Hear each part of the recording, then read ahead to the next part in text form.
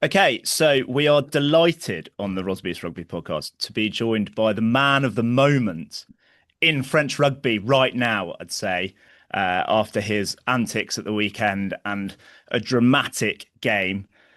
We are joined by Carcassonne former Provence, Leicester, Ulster fly half, Johnny McPhillips. Johnny, welcome to the Rosbifs Rugby podcast.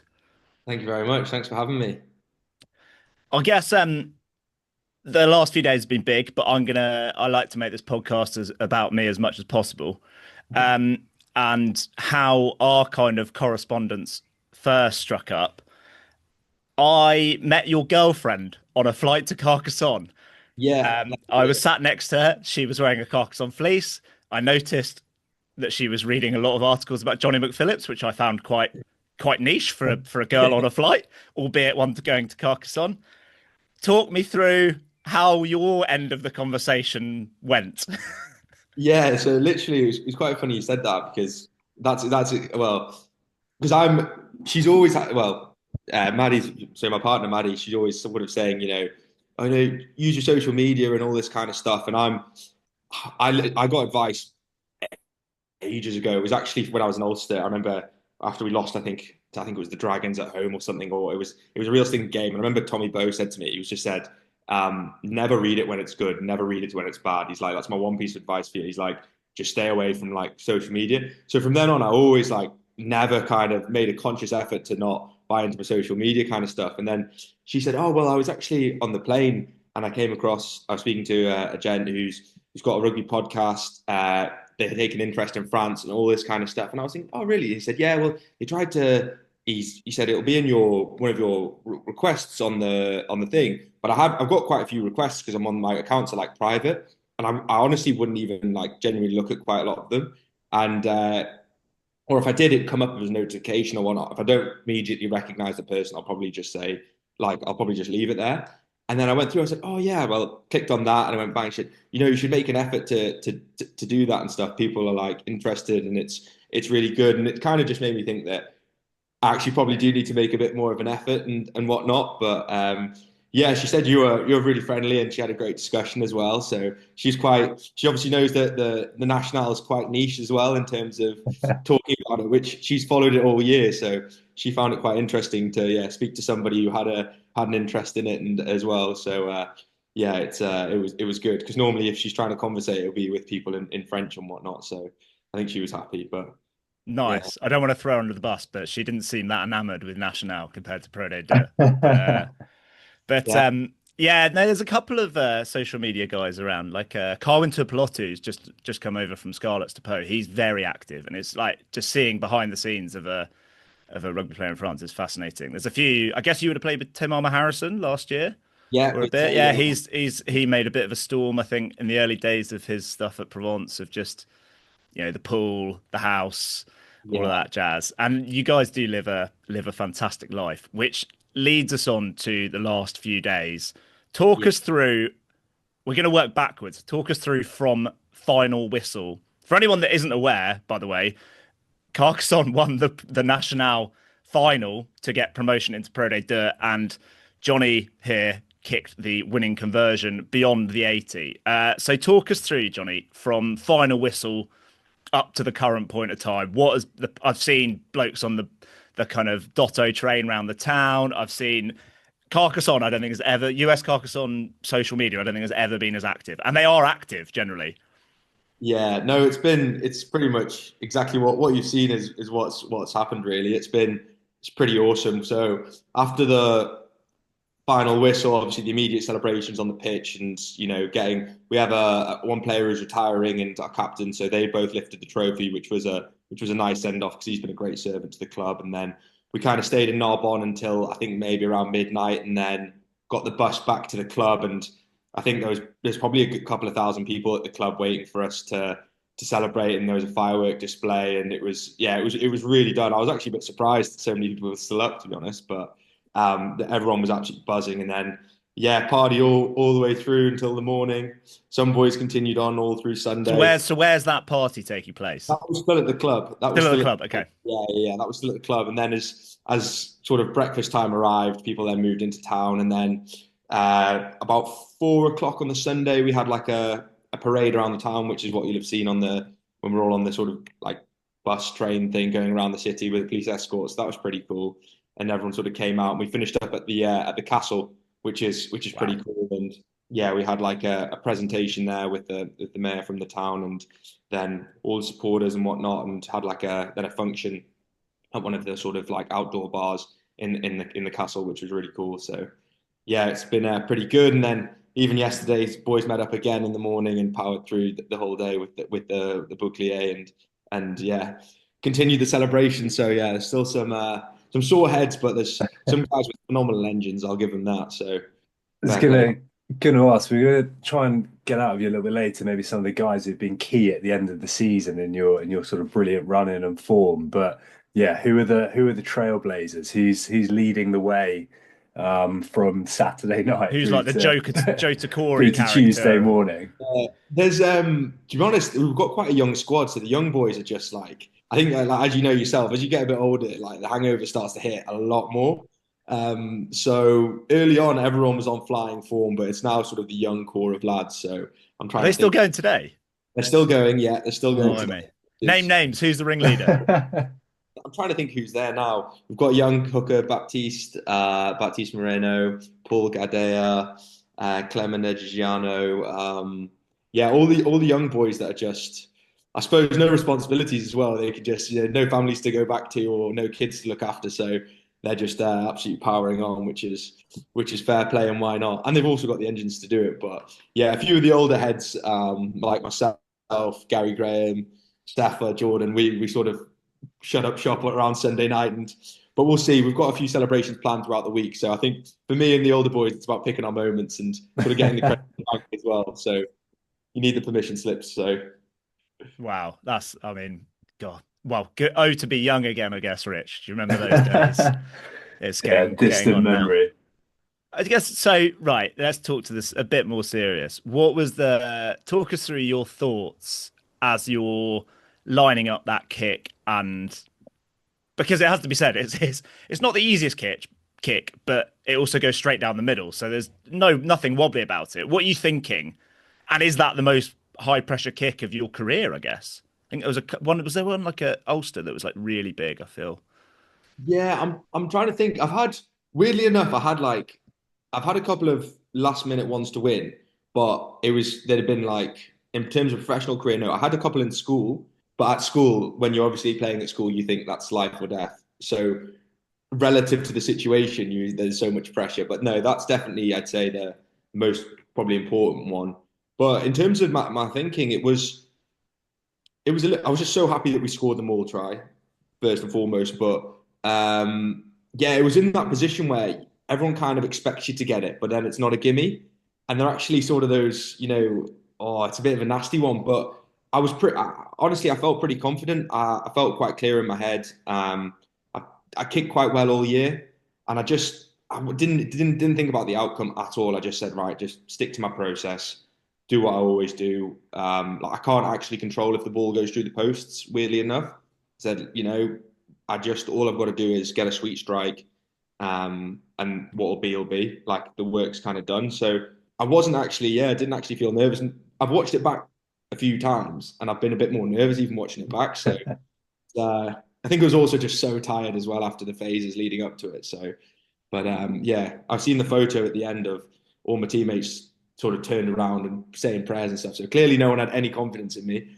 So I've mentioned that to a few of them, but they all said no, no, no. It's just they were just wishing it to go over. So Someone did actually comment on Twitter when we put the reel up about they said Sedberg v someone. So Yeah, maybe someone with a long memory, possibly it Alex was. Moon's dad. I think yeah, it's it will a have been, I'd say. Yeah. yeah, Yeah, it was there a we go. John Moon. So Um, clearly that was a bigger game. Sedbergh Wellington, he said, and Rob and I were like, that means nothing. But um, you mentioned the relief about the try at the end. Are we allowed to talk yet about that try and the double movement? And has there been any chat about it afterwards? Because like we play cricket, and if you've won the league season on a dodgy LBW decision, you're like, Ah, it was brilliant. Yeah, it was definitely out. Yeah. And you just brush it under the carpet, joke it, laugh it off. Has there been any chat about it? To be honest, like not really. Like that's just like honestly not really. To be honest, I don't think anyone's watched the game back yet because everyone's still been on the pitch. But yeah, like it's. I think that's the. So we have a referee that comes in and helps us out. Who's been sort of with us since Bernard came in, and he's been awesome. And I think it's kind of the beauty and the beast of Nationale in terms of it's probably the highest level of rugby without like VAR or Yeah. DMO.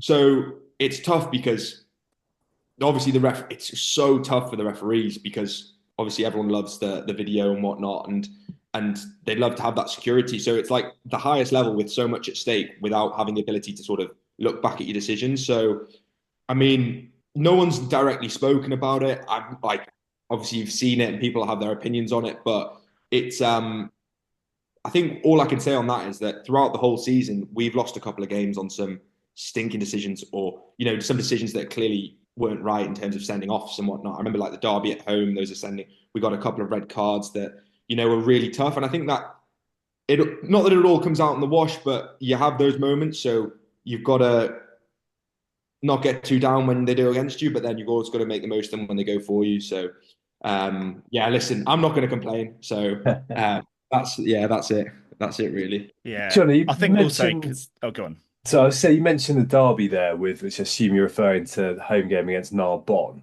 You've ended this season by we'll talk about the run of form in a minute, but you kind of ended the season with I think winning away at Narbonne in the league, followed by beating them away in the semi-final, and then having to go there again to play Chambéry. Is there, I guess, a sort of confidence going into that final because it's up the road and you've been performing well there. And I suppose more importantly, like a bit of an added sweetness to do it on kind of enemy soil that many weeks running, given the sort of rivalry between the two sides and towns. Yeah, absolutely. I think especially for like the French boys and the more local boys. So we have I think maybe 7 or 8 players who actually live in Narbonne and sort of commute. So and like our captain's one of them and stuff. And I remember I saw an article he did during the week. He said, it's his dream. It would be his dream for him to lift, the trophy in Narbonne and everything like that. So, yeah, I think definitely took the confidence from the games going into it. I think that's sort of, I think you've seen it and you'll see it throughout. Like I remember Quins a few years ago in the Prem, like teams just finding that bit of form at the right time. And if you'd have asked me, 4 weeks before the end of regular season, are we going to smash the playoffs? I'd say we'll see, kind of thing. But we kind of seem to find form at the right time and continuity, and obviously got lucky with injuries and a discipline as well. So throughout the season, we've had a lot of suspensions, a lot of needless red cards, penalties, and stuff like that. And that's kind of what we really focused on going into playoffs, and I think it really, really helped us. And like you say, obviously, yeah, when you get big results away from home, it really does fill the boys with confidence. So yeah, we found that sort of belief at the right time, I think, which was really good and really nice. And I guess your form generally has been pretty red hot in the back end of the season. With I think you racked up 200 points for the season, which is pretty impressive. The big question that we have at Rosbifs is: have you been awarded a Cote de Boeuf for Player of the Month yet? I actually haven't, funnily enough. Oh, I know. I got given some sausages though, which was I got given a variety of sausages from the butcher, which was no complaints from me. They were very nice, so I was very appreciative for that. What were the sausages for? What? Sorry, in terms of what sausage? Is that an award or was that just sort of on the house? So there's a butcher, it's actually, to be fair, it's some setup. If you're ever in Carcassonne, you'll have to give it a visit. So it's like a big food hall, and then obviously there's like a butcher part to this food hall. There's a bakery in there and everything, and they obviously sponsor Player of the Month. So whenever you go and get the photo, and they just normally, if you're there, whatever's out, they'll give you something just basically to take home. So yeah, some boys got some lovely steaks and all that. A few sausages. I'm not going to complain, but I was yeah, I was very grateful nonetheless. But yeah, so they just sort of do that every month. But yeah, you have to normally go and get your photo taken. I got a photo taken, and they gave me like a big like ham thing to do it with. And I think they didn't use it in the media because I think the guy sent it to me and was like, I'm not sure I'm going to use this because I think it looks so stupid. Yeah, and he was like, we'll put another graphic up. So I was like, fair enough. But That was one of our favorite. We do a little section at the end of the podcast that's like little bits that we've seen like that. mhm. And Carcassonne have always delivered. Partly like there was one with Sean Aidendorf last season where he looked like he was like in like phone shop. He was in like the car phone warehouse effectively. Like looked like he was selling kind of mobile headsets or something. But yeah, when we saw the Cote de Boeuf at Carcassonne, that was amazing. I guess terms of your form this season, who from the squad has like really impressed you? Because obviously you're at Carcassonne a couple of years ago, but you kind of returned with a vengeance this season. Has there been anyone that we perhaps might not have heard of that has really impressed you that we should keep an eye on for Pro D2 next season, or just generally needs a shout out for their efforts over the season?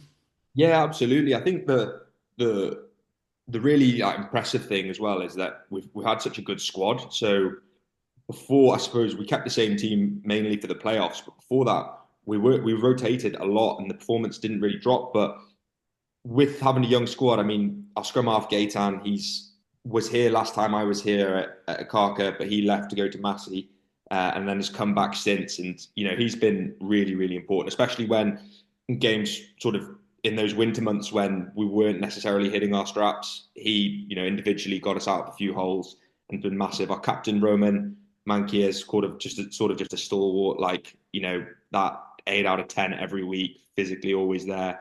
Etienne Jeune as well. He's our sort of line out caller and another big leader for us. Raf, hooker, and they're sort of kind of the older heads, I guess. But then in terms of the young guys, we've got a lot of energy sort of in our back three. We've got a sort of fly half fullback called Neil Chaliez. I'm probably pronouncing that wrong, but yeah, he's a real live wire. And I think yeah, if we play in Pro D2, he'd be a one to keep an eye on. Paul Gadea, really good as well. We have Clem Egigiano, he's actually going to Nice, but he'd be playing Nationale again next year. So he was Well, happy. Willie, Yeah, I exactly. don't But I don't know if you've seen the news because you guys have been on the smash, but sorry, yeah, Nice I have could still actually. be in Pro D2 next year. But we'll Yeah. but But he was another one. And then, yeah, the old heads like Gary Graham, Jordan Pulatua, Sefa, Navalu, they've also been really good. But I'm trying to think if I missed anyone. But oh yeah, sorry, we've got a centre. He actually did his knee called Lucas Doi. I can't remember. I can't pronounce his last name. Doi Nahad or something. But he's a quality player. So he's one definitely to keep an eye on and Pro D2 next year, I think. nice. And I guess how do you see like the difference between the leagues, I guess, or how do you see that transition going? Do you think because you've got very recent experience at Pro D2, how do the two leagues compare in terms of the quality? Because it feels like this year Nationale has taken maybe we've just paid more attention to it, but it feels like it's got a load of like attention, a load of quality players in there now. Yeah, I think it's definitely right. I think just with more players obviously wanting to come to France, you just have the natural filter of players sort of coming down to find opportunities. And yeah, the standards definitely been higher than what I originally anticipated coming across. I still think there's a big gap in terms of playing teams at the top of the ladder and the bottom of the ladder. So, for example, playing Chambry there at the weekend, like if they were to go up, I don't think they'd have many problems in Pro D2. Like they could easily hold their own. They're very well drilled, very well organized, well coached. Yeah, I think they're a really really solid team. They've impressed me, but not just them. Teams like even Perigu, we played a couple of times in the year, who I found really difficult to play against. And it's kind of that, yeah, like the physicality wise, it's not a million miles away. I'd say the things that are different from Pro D2 is maybe just the accuracy around some of the play, discipline, but that's also in part with the refereeing as well. And like we spoke about, no videos and whatnot, and then overall probably just ball and play time and stuff like that's a little bit slower. The game. Having said that, you get games that are, you obviously get the outliers games that are fast, that are at that kind of Pro D2 level. But I'd say for the most part, yeah, it's probably just slightly slower. Accuracy wise, is you probably get punished a little bit more for your mistakes in Pro D2, but it's definitely not a million miles off. And for a side like Carcassonne, obviously, without looking too far ahead, like what is the you mentioned earlier there were thousands of people waiting for you at midnight when you came back, and last time I think you played there, you had a pretty good go in the Pro Day 2 barrages, and then suddenly you're down in Nationale. What's the expectation of a club like Carcassonne amongst the town, amongst the staff? Is it that they should be competing at that Pro D2 level, or is it, try and kind of punch above weight as maybe, someone like Nice going up last year was? Yeah, I think the thing about they're very much aware of their situation in terms of they're very transparent in terms of they don't have the budget of a Brive, a Provence, a Grenoble, those kind of teams, and they're very transparent about that. But what they lack in that aspect, they openly try and get through sort of character in terms of bringing the right people in, people who are going to genuinely care, like good, very. They're conscious about bringing in good people, not necessarily just amazing rugby players. And that hasn't changed from my first stint to my second stint. And that's kind of the ethos of the club, I think, is sort of to bring in people and try and surround the group and the environment with people who, you know, independent of salaries, contracts, budget, and all that, who will just give their absolute best and will help those around them, kind of thing. And that's kind of, yeah, where they've been. Like I remember my when I first signed there initially, they were very transparent in the fact that they said they probably don't have the capacity to go up. They'd love to, but they understand it'll be difficult. So they wanted, to come and try and get the best out of yourself for however long that may be. And then if you are to, seek other opportunities, they understand that. But they kind of want the best of you, and you want to give them you want the best from them, if that makes sense. So, yeah, but hopefully next year, if we can recruit well, obviously the ambition will be to stay up in Pro D2, because I think that although the ambition might not be to, take over the top 14, it's definitely, I feel like they feel they have a place in Pro D2. So,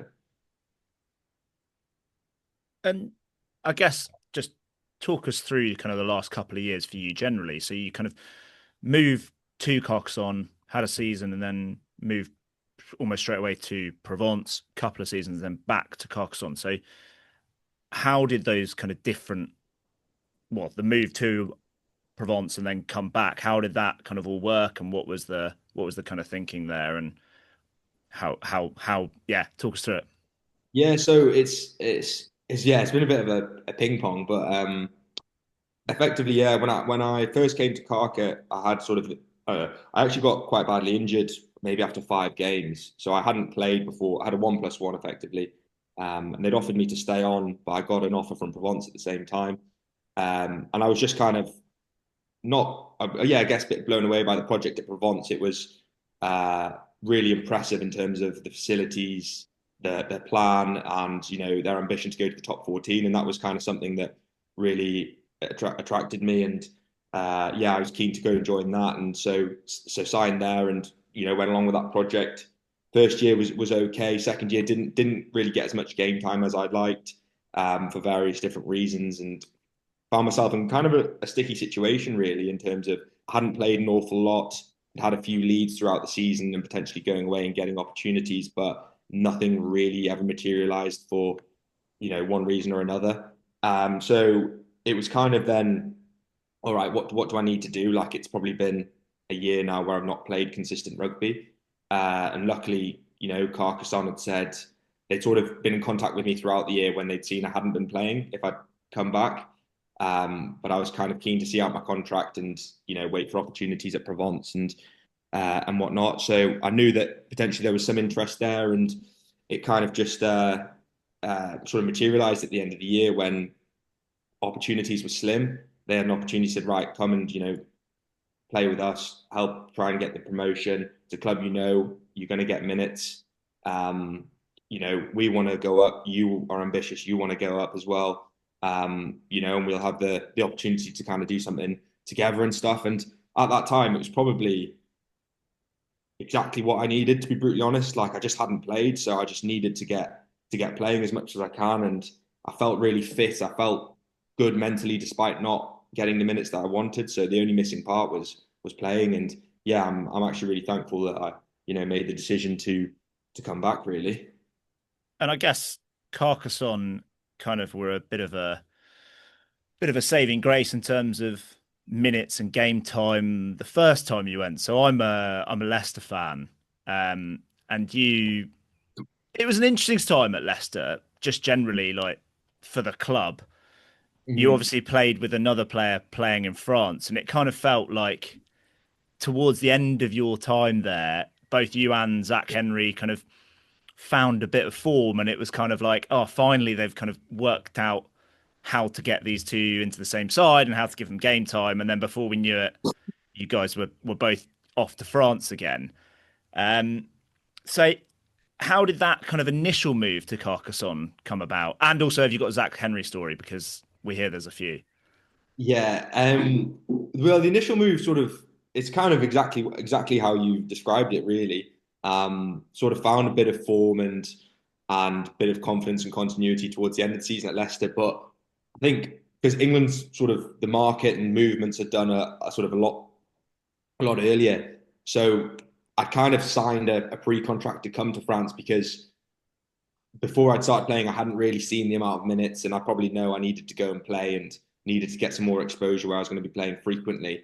So I'd kind of signed typical, just like as things happened, I'd signed the pre-contract, and then I found, minutes and form and whatnot towards the end of the year. So it was just kind of one of those things that had kind of all been done before, really.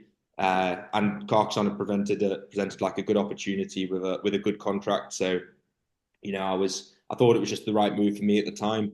And I think, it was probably similar for Zach. I'm not actually 100% sure how it worked out for him, but I know. Obviously, I spoke to him about moving to France and stuff at the time, and he'd said, mate, it's something you won't regret. It's definitely an experience that you're gonna, look back on and be grateful for, not just from a rugby point of view, but just from a broader life perspective as well, which I think he was right for.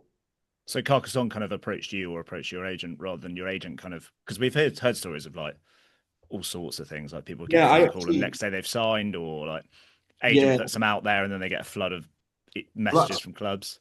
yeah, I spoke to, when I was looking for opportunities, a guy got in contact with me basically just from France. He'd seen me playing in bits and pieces and he said, listen, I can have a look for you kind of thing.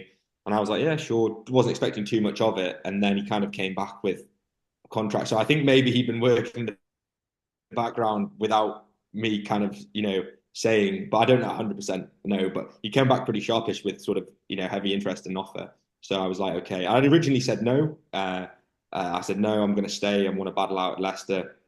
But I think then also Leicester had signed Freddie Burns for the year after. Fordy was still there. So I kind of looked at not the writing on the wall, but I just said, like, it's going to be hard to get minutes here. Like, it's, no matter how well I train and stuff, they're two really quality players who are going to be, on big salaries. So I'm going to have to maybe go away and find an alternative to get some minutes. So yeah, it was kind of all worked out in the end. Nice. And I guess we talked about the move to Provence. How I don't know whether how much of it you kind of catch up with, but how do you see the game on Thursday night? We are Soyaux-Angouleme fans, so Oh, yeah. it's a big one for us. But with the brilliant away record went against that unbeaten record at Stade Maurice David, who should we be looking out for? So this is it's also hopefully going to be streamed live on YouTube for the first time, so free. So people in the UK will be able to watch. So who from Provence of the lesser names? So you're not allowed to say George North or Yeah. Tamama Harrison. Um, there's definitely a few that have kind of caught our eye, but who should we be looking out for? Good question. For me, Inga Finau, the 12. I think he's real quality. He's kind of the heartbeat I reckon, of that sort of team when it plays well. Yeah, Even just playing with him, and obviously he is a quality operator, but you've got the superstar names, and he is obviously a big name in himself, but just a really, really quality player. Can do it all. Can go up and down. Really skillful. He's got a good kicking game. Really good rugby brain. So I think he'll definitely be important. Charlie Gambini as well, young French player. Yeah, just really impressive for how young he is and how sort of accomplished he is in his all-round game. He's Good kind job. of an athletic Yeah, 6'7", exactly isn't that. he? Yeah. Athletic 6'7", like can play as an edge forward, great in the line out, good head on his shoulders as well. Yeah, really composed. So him, and then the other one I'd say was Leo Drouet. But I'm not sure if he's going to play or not. I don't know. I think he picked up a knock in the last game, so we'll have to wait and see. But yeah, he's just playing gas, and yeah, he's always got a bit of a magic moment in him. Yeah, I think like we don't get to watch much. We kind of pick up highlights. Like, think obviously Inga was shortlist for the Player of the Year, wasn't he? But Yeah, seeing the odd because you only see the highlights, we've seen loads of like Leo Drouet and Adrian Lepeg who just look absolutely rapid and they're finishing all sorts of shots. What's so is it Arthur Coville, the nine? He's been there quite a while. What's he like? I think there's rumours he might be going somewhere else, but he seems like he's captained a lot. He seems like the heartbeat of the side, playing inside some stellar names at fly half as well. yeah. What's his kind of game? Yeah, he's awesome to be fair. When he came in, so he came from in my second year. He arrived from Stad, so I think he's still pretty young, but he's got over 100 caps for Stad, and he'd like captain Stad. So he's loads of experience. And then I think he won the 20s World Cup with France. I think for maybe 2 years as well. So he's got like a high resume, and he's just a quality player. Like I think you know him when you see him, don't you? It's just he can good kicking game. Um, Tactically very like assured. Uh, and in France, sort of detail sometimes is questionable. And sorry, is optionable in some teams in terms of jouer, but he's very sort of detail orientated. He has that kind of Anglo-Saxon mentality in parts, I'd say, which is really good because come sort of important games and stuff, he knows where to put the ball. He knows how to dictate tempo and stuff. And obviously the Nines have such a big role in France. So yeah, he's a big part of that team as well. And can you see them winning that game and going all the way? Can you see them getting into top 14? I know that's a big part of the project, and they've got Yeah, a few names lined up if they do get into top 14. That's what we heard. But yeah. can they do it from what you've seen of the league and what you know of the players across that league? Yeah, I think so. They definitely got the firepower. I think it'd just be about in terms of whether or not they sort of hit their straps. I think you've seen games at home where they've played absolutely wonderful rugby, but then at the same time when it's been tricky, it's looked a bit clunky. But the quality, like, there's no doubt the quality's there. For me, they probably have the best squad along with Breve in terms of just pure sort of firepower, that star ability, like star sort of ability in the squad. But I think what will help them this year is obviously they've got the quarter at home, whereas last year it was a direct semi and they'd never played in the like phase finals before. So obviously the matches they are just different. They're not. It's not a regular league game. There's a bit of jeopardy. There's a bit more pressure. So with the quarter at home, if they win that, for me, I think the mentality for them is they'll have a free hit away in the semi because the pressure will be on Grenoble or Brive, whoever they go and play. So I think that'll benefit them because they'll go there with sort of a weight off the shoulders kind of attitude, and that's for me when teams in France normally play best. It was a bit like our run in terms of Carcassonne. We had the home quarter, and there was no real pressure on us in the semi in terms of people were expecting kind of Narbonne to get the result. So sometimes that can unlock a bit of freedom and see. I definitely think they can do it, but Grenoble and Brive, I think it'll be tough. I've liked watching Grenoble. I think they look very very very strong. Yeah. So Johnny, before we let you go, we want to know most importantly, Carcassonne very much on the radar for a visit next year in Pro D2. Recommendations, bit of local insight. Where should any visitors be eating, drinking, dining, hanging out in the sun? Yeah, where would you point us in the direction? well, it's a pretty small town, so you could get it done in a day, I reckon. But if in terms of there's a little square in the main sort of part of town called Place Carnot. You have a few bars and restaurants around there. Little Irish bar called I can't even remember its name now. Bloody Irish bar, they're An Irish everywhere. bar called the Oh, Kelp. you play for Irish Ireland under 20s. You're allowed to reference an Ireland bar. Yeah, exactly. So that's always that does a Guinness, which is always nice. And then definitely get yourself up to the castle. I think there's like 55 restaurants inside the castle or something. Wow. There's a little nice wine bar called Bar. So if there was I something think I like might there, have been a bit of there. music, yeah, which is nice. I'm trying to think where else really. I Uh, think when we just after I met your girlfriend, we went to Vibes restaurant. Bistro Vibes, Bar, yeah, yeah, in the Place Carnot, which was pretty yeah, good actually. And he the guy played for like London Broncos or something. The yeah. guy, That's the it. barman, yeah.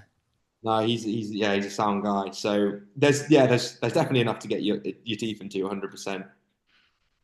Excellent. Excellent. It's a very agreeable flight from. It's like a 10:50 a.m. flight from Stansted. It's actually pretty reasonable, Yeah, and it's often quite cheap. So yeah, yeah, we'll be coming out and hopefully seeing you in action next season.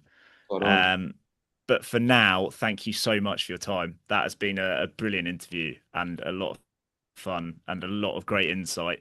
Thank you for giving up your time. We'll let you go recover slash get back on the sauce, whatever's enjoy the parties, take dinners with the president or whatever. But yeah, thank you very much, Johnny, for coming on the Rosbifs Rugby podcast. No worries. Thank you very much. Thanks for the time. Enjoy the chat. So have a good rest of the week, and hopefully catch you next year.